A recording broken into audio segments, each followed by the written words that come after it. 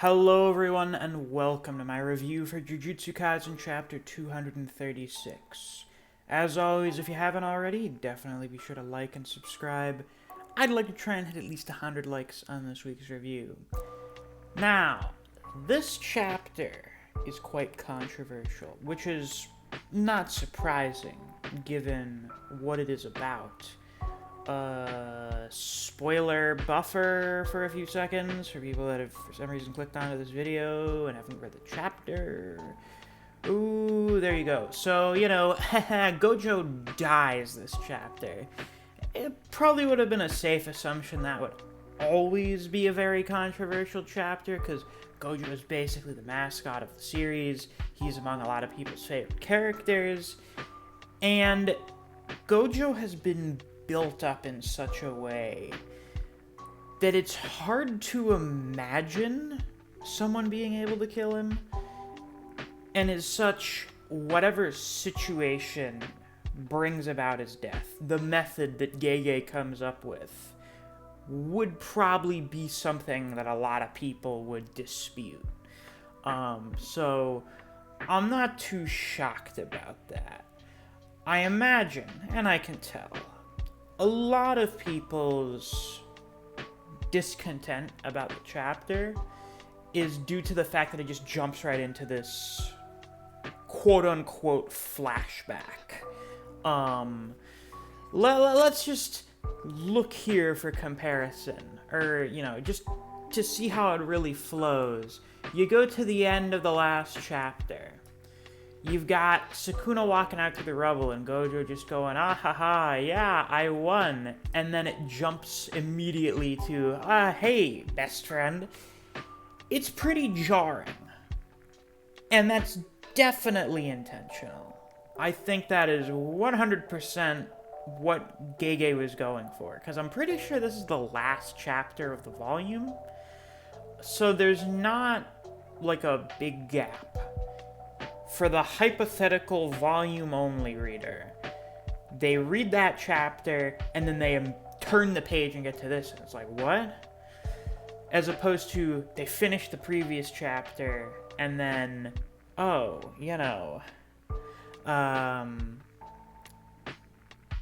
wait several months for the next volume to come out. Unless I'm mistaken, this is the start of a new volume. I can't actually remember which one it is or not. But either way, the juxtaposition is very intentional. It's supposed to throw you off.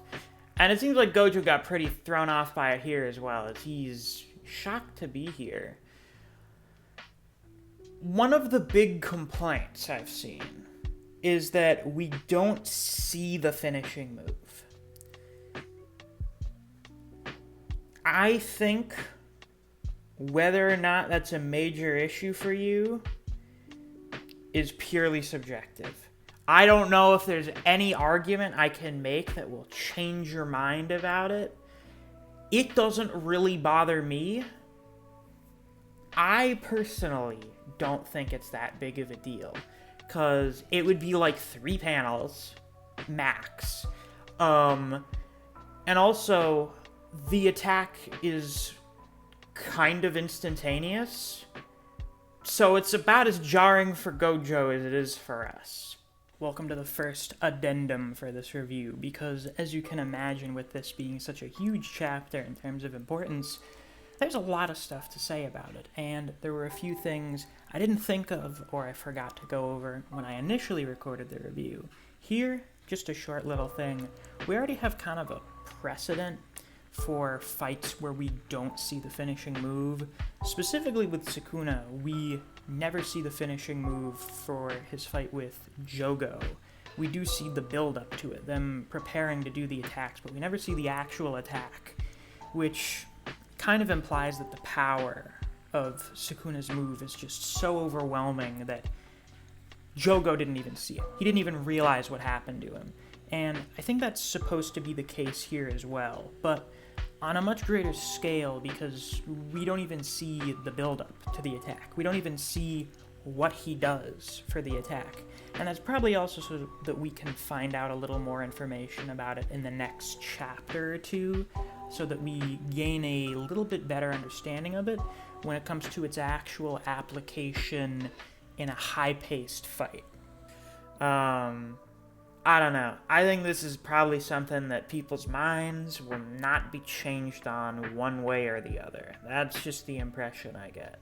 So, I don't think there's much of a point in arguing on it. But yeah, Gojo's here, passing on into the afterlife, talking to Geto, and eventually the other people from his last good summer, talking about Sukuna. The translation seems to have changed from TCB scans.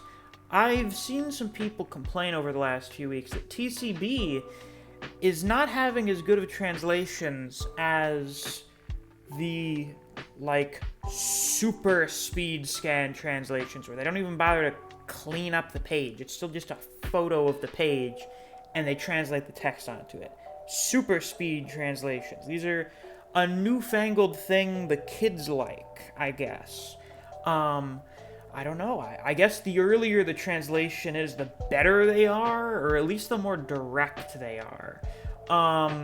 When the chapter came out yesterday on TCB,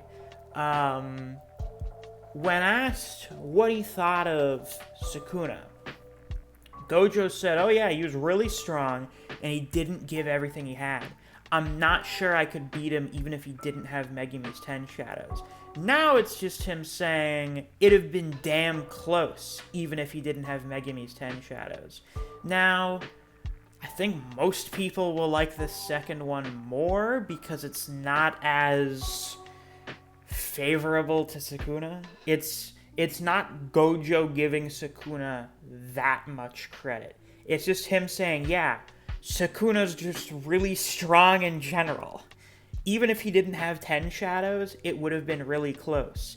It's a way to say it that I guess is Gojo giving more credit to himself, which is more in character for him, than going, oh, I'm not sure I could beat him.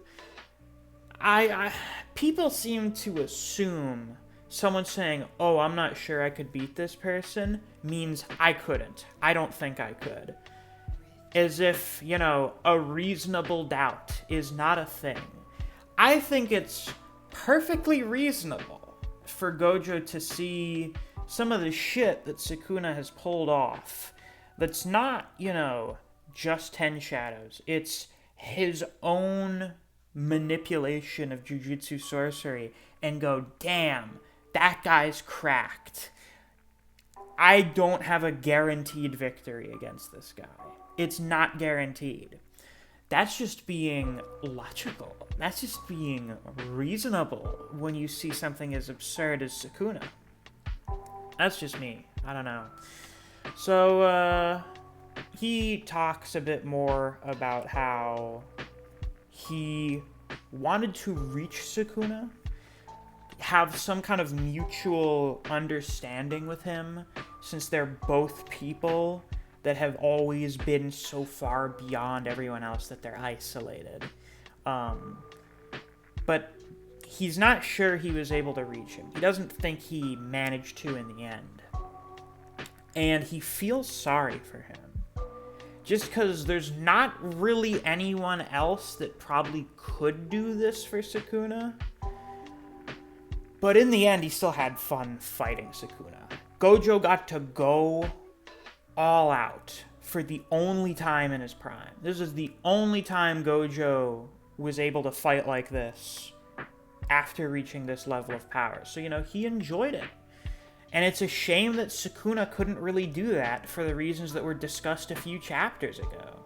Is because Gojo is not the end for Sukuna. He knows Gojo is the start of the gauntlet. So there have to be cards that he keeps up his sleeve for after Gojo.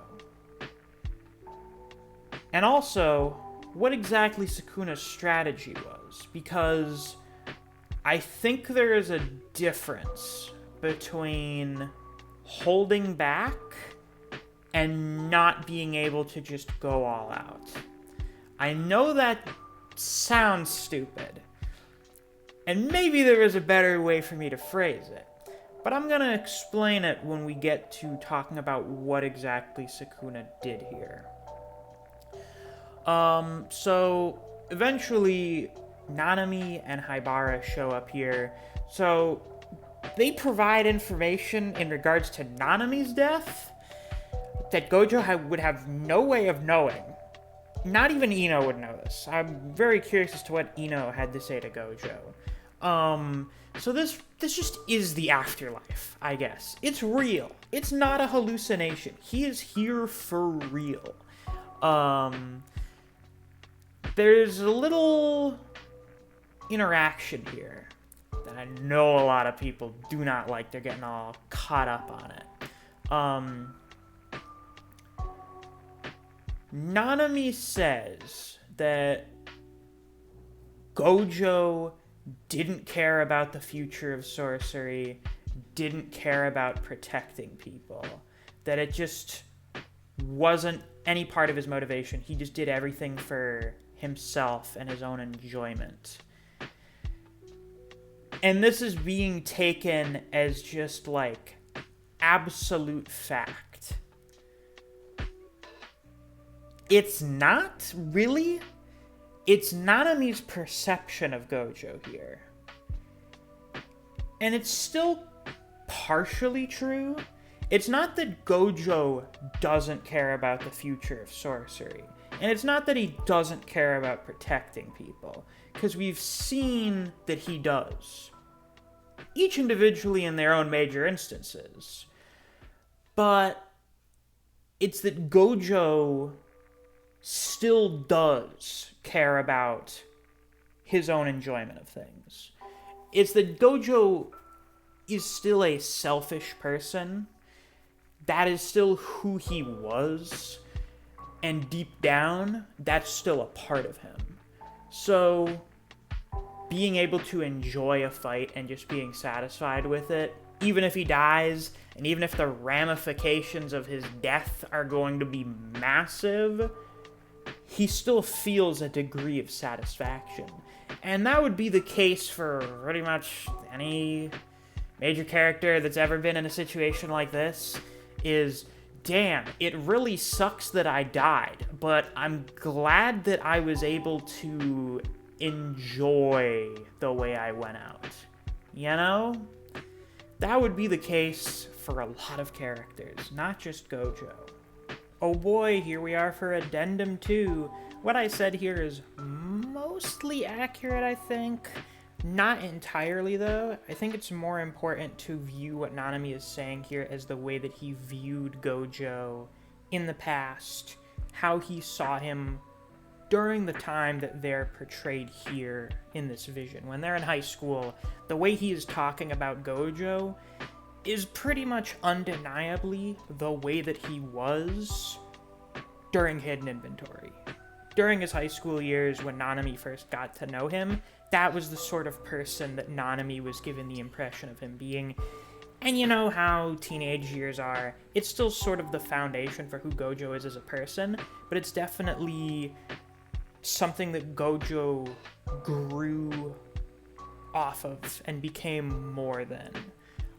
Why does he not refute this here? Well, Gojo's never really been a person that cares much about what other people think of him, so, you know, it's not like he's really gonna bother here either. And, damn, why am I drawing a blank right now? There was, like, one last point. Ah! That's what it is. A lot of people going, Gojo doesn't give a shit that his students now have to deal with Sukuna. You know, why isn't he all worried and freaked out about them? Did you guys forget? Like, actively forget? I have faith in everyone. Gojo dying in this fight with Sukuna was not improbable. They have a plan, to some degree, to deal with Sukuna after being beaten, or after beating Gojo. Gojo dies, they have a backup plan. They have insurance for what to do. And they have really strong people. They've got Yuta. They've got Maki. They've got Hikari. They've got Kashimo. That's not one of his students, so Gojo doesn't give a shit about Kashimo. He has faith in the people that are still here to finish the job. That's why he's not all freaked out. It's a very simple thing of being able to pass on without regrets because you think the people coming after you will be able to handle it. Don't forget, Gojo also said way early on, I expect these people to be able to surpass me one day. He does not think he himself is the end-all, be-all for Jujutsu sorcery. So that's why he's able to peacefully pass on in this moment here. As we see all of the dead people from when Gojo was in high school. Yaga, Geto, Nanami, Haibara, Riko, Kuroi, and fucking Toji in the background at like a concession stand or something. Gege just really can't help himself. He just can't help himself, can he? Any possible opportunity to draw his pretty little princess, he will take it. So anyway, big double page spread of Gojo, cut in half. All Bleach spoilers, Yamamoto style. What can I say? Gege, he really likes Bleach. He said himself it was a major inspiration.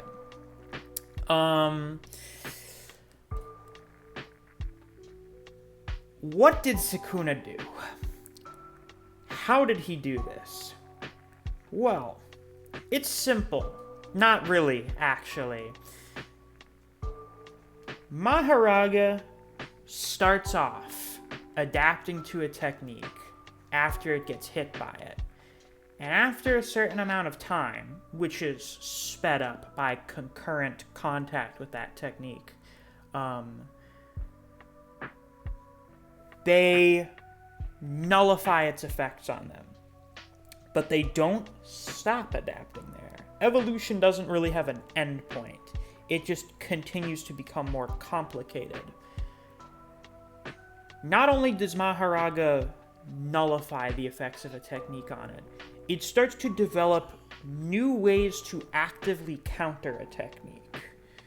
So while Maharaga was just able to kind of turn off Infinity, it started making new ways to counter it, altering its own cursed energy to break through Infinity, which is how it was able to do that big ranged slash without actually making contact with Gojo physically like it had previously. And Sukuna wanted to use that as a model. He wanted to figure out how to cut through Infinity without having to use domain amplification or anything like that. He wanted to figure out how to just cut. And he couldn't figure out how to do it. It's mind-boggling to try and figure out a method, because Gojo's power was kind of mind-boggling. It's really weird to say that in past tense. So he waited for Maharaga to figure out how to do that, how to manipulate its cursed energy and change the conditions of its attack in such a way to do that, so that Sukuna could watch that and go, oh, that's how I do that. Literally copying of the homework, which, you know, is just kind of keep boosting the fraud allegations, but I don't know how you can accuse Sukuna of being a fraud here when this is just Dismantle that he's using. So because he had Maharaga to base it off of, he altered the conditions of Dismantle so that it's not targeting Gojo and thus just has to go through Infinity to get to him. It has to travel a distance to just hit Gojo. It won't hit its target. Instead, it's basically taking an area that Gojo is within and his infinity is within, and going, cut that. So it's not really needing to pass through Infinity to reach Gojo, it's cutting everything, including infinity. It's kind of weird to think about exactly how it works, but it makes sense. I remember way back a long time ago when there were people saying that like 15 fingers Sukuna could beat Gojo or something. It was because we didn't fully understand how cleave and dismantle worked. If the slashes just materialize or if they have to move over a distance. It's pretty clear they have to cover a distance because Maharaga was able to deflect them. And they can kind of be dodged. Now, it's just... I don't know if the attack just forms somewhere, or if just, yeah, now it can also cut through infinity. Which would mean now it can... Do we really want to have another attack in the series that we say ignores durability? I don't know. I mean, obviously it would have to be a very powerful attack to cut Gojo in half.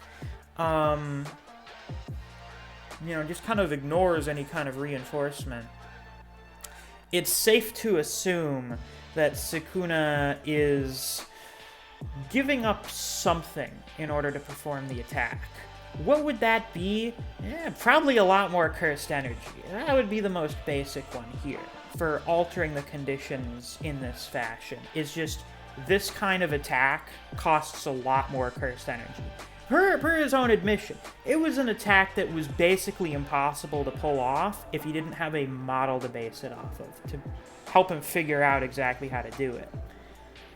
And that's why, you know, it's fair for Gojo to say, you know, I don't know if I could have beaten him even if he didn't have 10 shadows. It's because Gojo doesn't know what Sukuna did here. You have the end of last chapter, and then just suddenly there in the airport. Because that's what Gojo experienced. Is it just happened. And you didn't know what happened. So, what is he left to assume? Other than, oh, this is something Sukuna can do that's not part of 10 Shadows. It's accurate, but not really.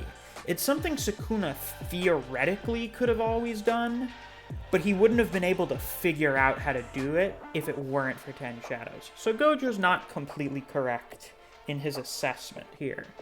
And, you know, Sukuna admits, I wouldn't have been able to do it without Maharaga as a role model.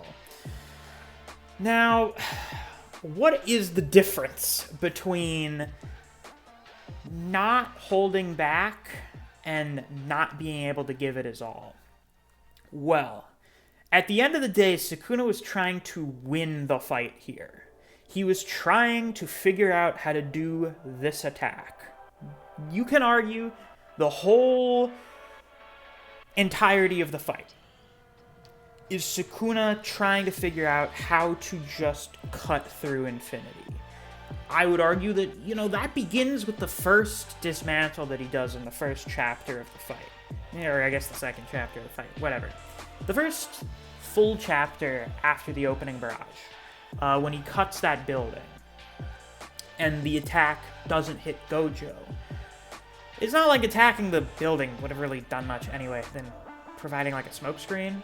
I think from the start of the fight, probably even before he was thinking about it, he's been trying to figure out how to just make it so that infinity can't stop his attacks. And a lot of the rest of his arsenal, presumably, wouldn't have been of any use in doing that. We ask, where's Open? Where's Shrine? Where's the Fire Arrow? Those wouldn't have made any difference against Gojo, so he didn't use them. Presumably. More techniques will cost more cursed energy. And given that Sukuna is saving up to try and figure out how to do this one big attack, he's not going to be using all of that stuff. It's not that he's holding back because Gojo is weak.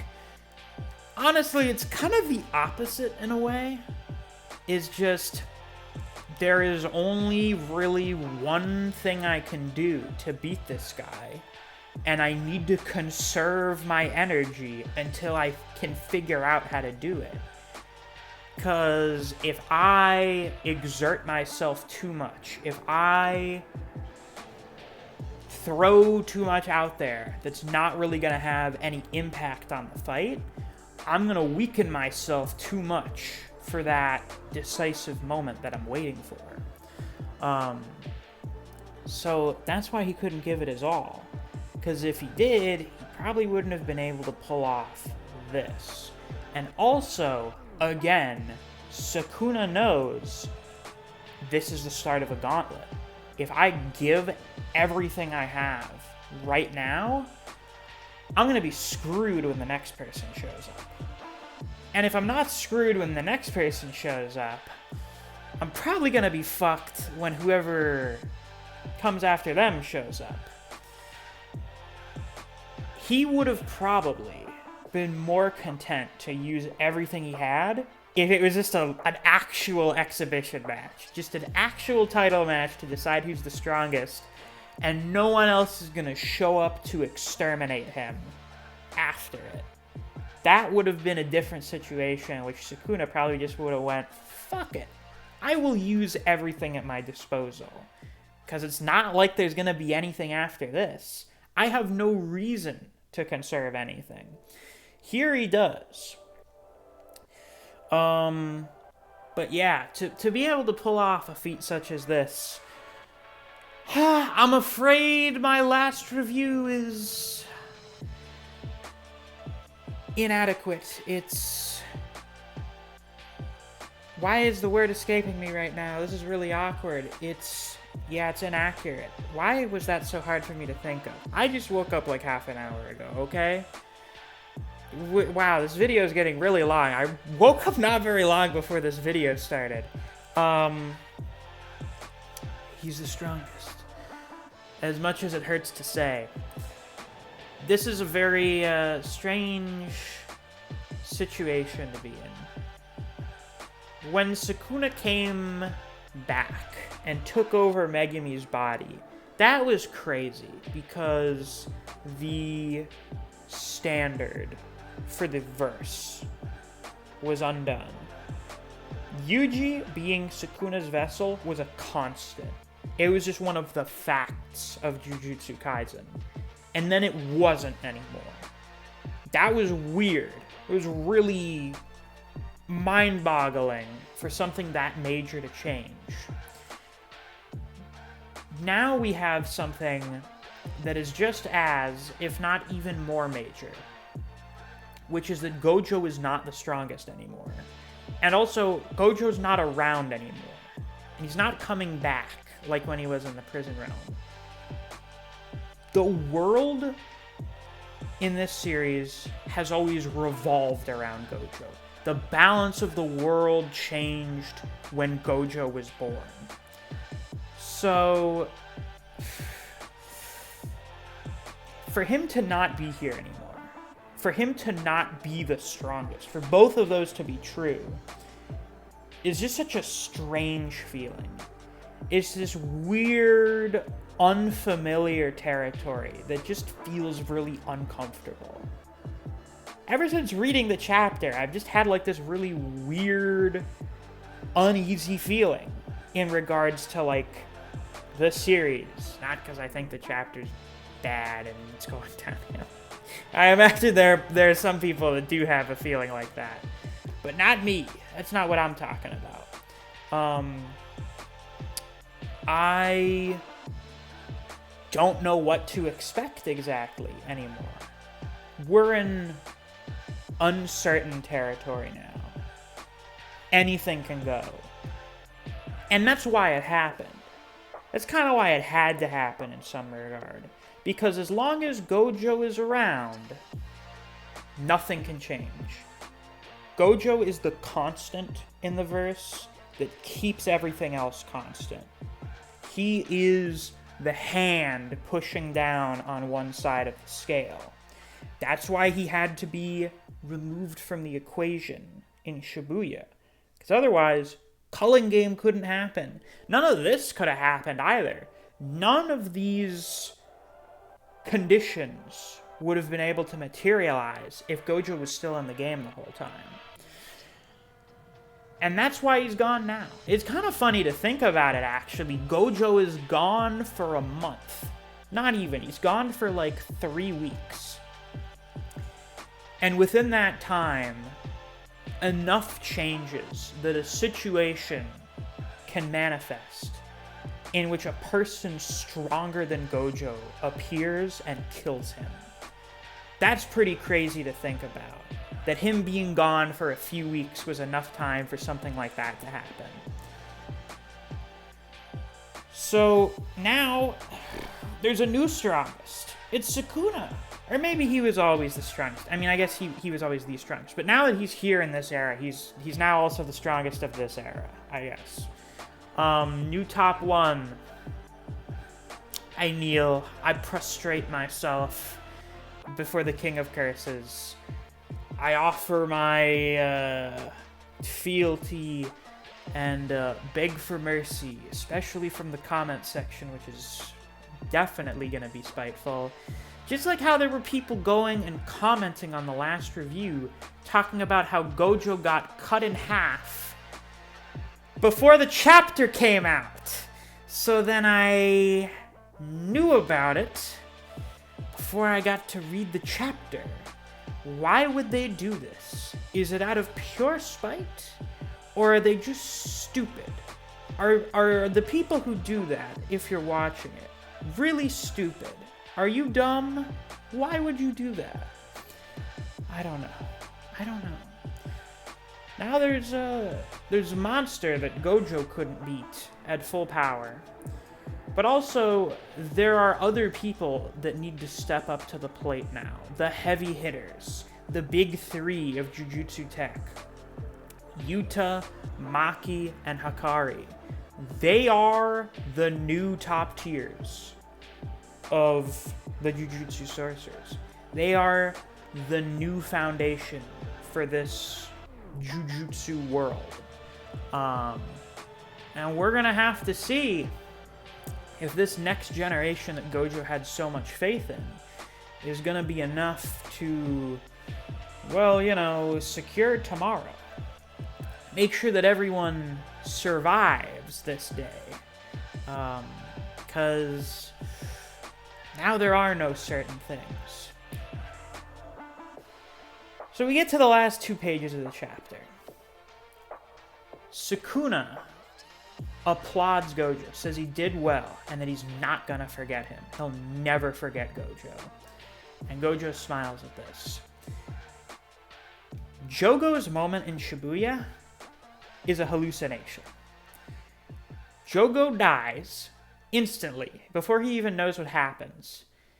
And because of how he views Sukuna, he likes to imagine Sukuna congratulating him on his strength. But then Sukuna in real life goes, buddy, I have no idea what you're talking about. What is this? Watching him burn away to dust? I have no idea either. That was something Jogo imagined, that he wanted to happen. It wasn't real. Gojo, he got the real thing. Sukuna himself, in real life, went, you were really cool, Gojo. You were really strong. That was a great fight. I have never had a fight like this before that I could enjoy like this. I will never forget you. That's real shit right there. That is really, really cool. That's just a really good moment for his character. That even after this most villainous of acts, after killing our beloved Satoru Gojo, for him to have this moment of appreciation and respect for his fallen adversary. It's really cool. You know, I know people that don't like this chapter at all, or the people that don't like this chapter because they think what Sukuna did was bullshit, and they're still gonna call him a fraud because he had to base it off of what Mahoraga was doing, probably won't like this moment. But I like it. I think it's good.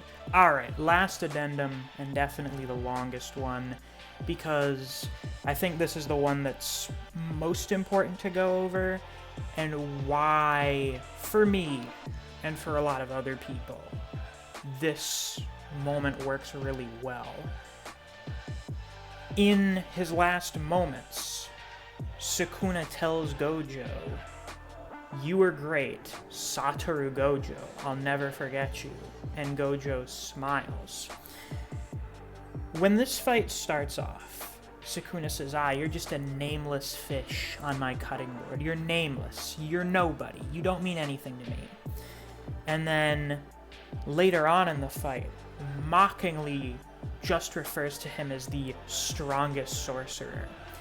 The outcome of this fight shows that Gojo is not the strongest, but Sukuna still respects him, calls him by his name, and apparently, in the original Japanese, praises him with the highest respect possible in the Japanese language.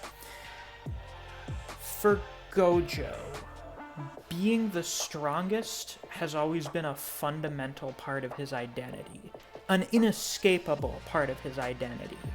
Are you the strongest because you're Gojo Satoru, or are you Gojo Satoru because you're the strongest? Gojo has always had to deal with the weight and burden of being the strongest sorcerer. All of those expectations and responsibilities are placed upon him by the nature of his being. Whether he wants it or not, he has to be the strongest. And being the strongest is what created this separation between him and everyone else. The way that Gojo gets talked about throughout the series, the way that he is viewed and treated, is less like a person and more like some kind of entity, or an idea, or a force of nature that is Gojo Satoru, the strongest sorcerer. And now that he's been beaten, now that he's lost to someone who is stronger than him, he is not Gojo Satoru, the strongest anymore. Now he can just be Gojo Satoru. Now he can just be somebody. Not quite like everybody else, but he is no longer viewed as this being on a pedestal that is just beyond all other human beings, that no one can ever get close to or connect with or understand. And that's why he's happy, because now he doesn't have to be the strongest anymore. Now he can just be Gojo Satoru, hanging out with his friends and all of the other people that he cared about when he wanted to, back during the days of his youth. That's why he smiles. And that's why Sukuna's respect towards him is so great, because he's not being put down for this fact that he's not the strongest, that he lost, because he was still incredible. He was incredible, and he is also Gojo Satoru. Those two things don't have to be something that overrides one another anymore. And that is largely what makes it a great conclusion to Gojo's internal conflict over being the peak, over being the strongest, and I think makes a very good end to his character arc. Also, anyone that calls either of these guys a fraud is just an absolute fucking moron. The edits are hilarious. The edits are really funny. But if you think it unironically, you're stupid. There's no ifs, ands, or buts about it. If you think either of these guys, who are the unquestionable top two characters in the verse, are frauds, you're just a goddamn moron. You're just a fucking idiot. I don't know what else to tell you. Anywho, as expected, as promised, Kashimo doesn't skip a beat. The moment Gojo's heart stops beating, the moment his brain activity fully ceases, he's there. He is leaping onto the scene. So what the fuck is he supposed to do? What is he actually supposed to do against Sukuna, who can now cut through infinity? Well, I rub my hands together. Let me tell you, folks. Kashima's gonna die. We know this. Kashimo knows this. The editor knows this. He's dashing towards near certain death. I assume his technique is gonna kill him, even if Sukuna doesn't. That's probably part of the binding vow. Is just, I only use my technique once. I'm only gonna use it on Sukuna. And probably, to make it even stronger, it'll cost me my life to use it. Because you think Kashimo cares about living after he has his greatest fight? Probably not. He'll have his great fight, and then he'll be like, cool, this was the whole reason I agreed to be reincarnated. Peace. And then he just fades away into nothingness. It's probably what's going to happen in some aspect or another. Whatever buffs he gets from all of these binding vows he put upon himself, the most extreme binding vows we've seen in the entire series, they're going to be so gross. They're going to be insane. How does he deal with this attack that can cut through anything? Well, it's very simple. Do you guys like Baki? Do you like the part in Baki, in the big Yujiro fight, where Doppo talks about attacking someone before the other person's brain can send the message to attack to their body, attacking them in under half a second before that thought can be completed? Well, in the previous chapter, it was discussed how every curse technique has a spark before it activates that you can see. If you're perceptive enough like Sukuna, and presumably like Gojo, you can see this before it happens. You can see the spark before the technique is activated. Kashimo, who I think it's safe to assume is the strongest of his era. I don't know the name of the era 400 years ago, but I think it's safe to assume Kashimo is top dog of his era. It's the king of another time period. We've got the champion of a completely different division coming in for the title match now. He's gonna lose, but you know, that's besides the point. He's the top dog of his era. So now another king gets to show up to fight this one. He probably has to attack Sukuna before he can activate this mantle. I think he will probably be the only person fast enough to do something like that. Because he's going to be speed. He's going to be the god of lightning, and that always means being a really fast character. He's going to do Killua stuff. His brain is probably going to turn off, and he's just going to operate on pure instinct, ultra instinct. And he's just going to be so fast in his attacks that he hits Sukuna and throws him off before he can use Dismantle.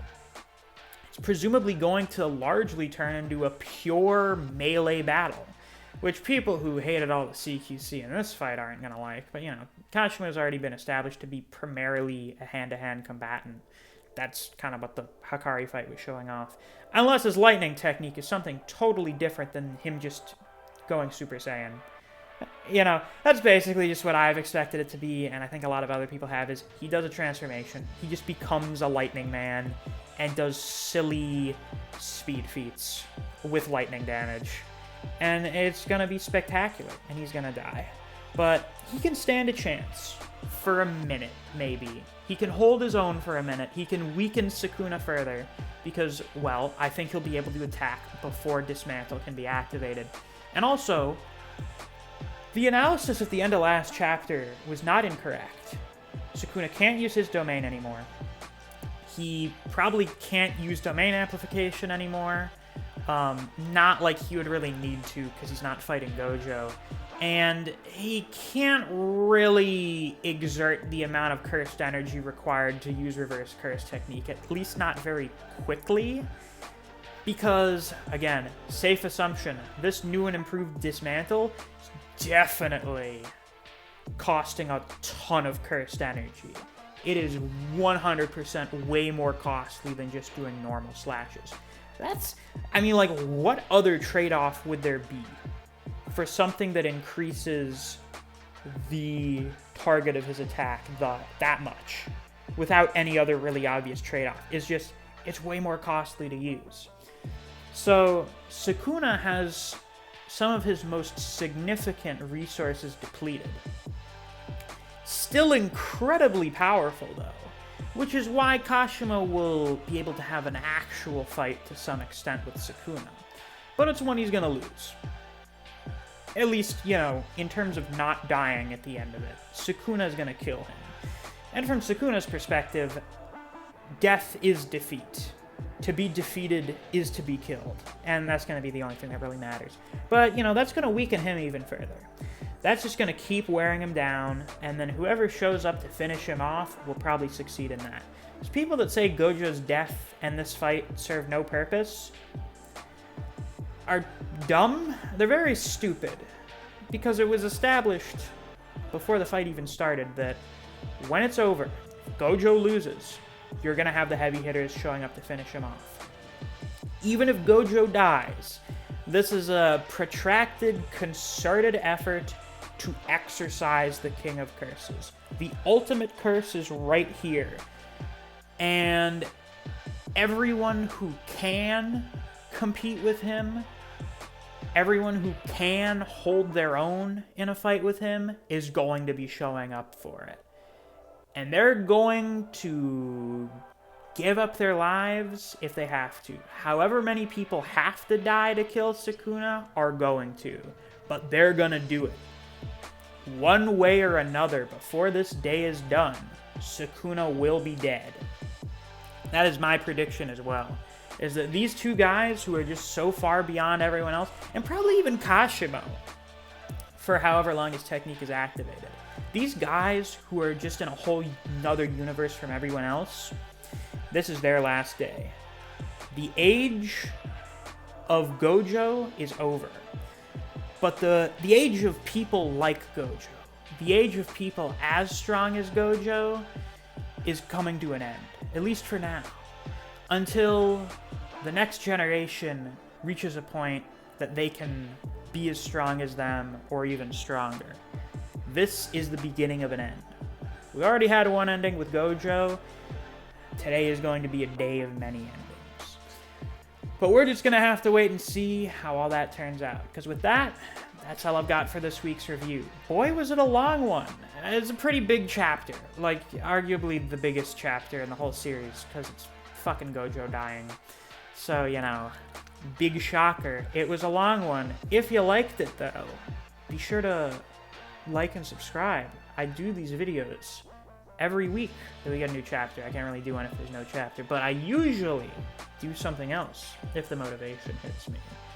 And, if you enjoy discussing Jujutsu Kaisen with other people, I do have a Discord server, and it's linked down in the description. You can go check it out if you like.